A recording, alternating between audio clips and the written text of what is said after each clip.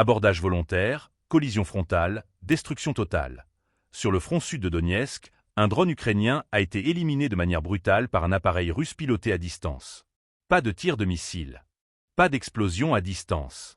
Cette fois, l'arme, c'est le drone lui-même, lancé comme un bélier pour percuter et neutraliser son adversaire. Un nouveau signal de la brutalité technologique de cette guerre qui ne cesse d'évoluer. N'oubliez pas de vous abonner pour ne rien manquer de nos prochaines vidéos et partagez votre avis en commentaire. Jusqu'où ira l'innovation tactique dans cette guerre de drones? Selon les déclarations du ministère de la Défense russe, ce sont les pilotes de drones FPV du groupement et qui ont intercepté l'engin ukrainien. Leur méthode, un pilotage manuel, précis, chirurgical.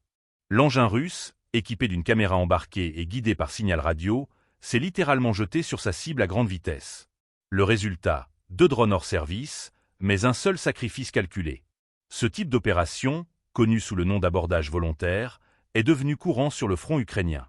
Face à la multiplication des drones kamikazes, les deux armées improvisent des méthodes d'interception de plus en plus radicales.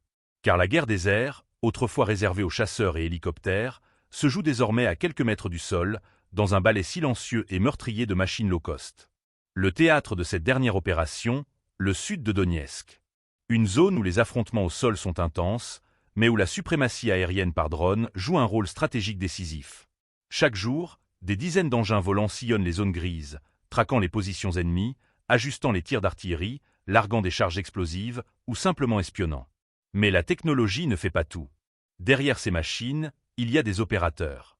Parfois à plusieurs kilomètres du champ de bataille, parfois cachés dans des bunkers, parfois même dans des véhicules blindés. Ce sont eux qui pilotent en temps réel, dans une forme de duel numérique où la moindre erreur est fatale. Dans ce cas précis, les opérateurs russes ont choisi la solution la plus directe, neutraliser l'appareil adverse par contact physique. Une manœuvre risquée, coûteuse, mais redoutablement efficace.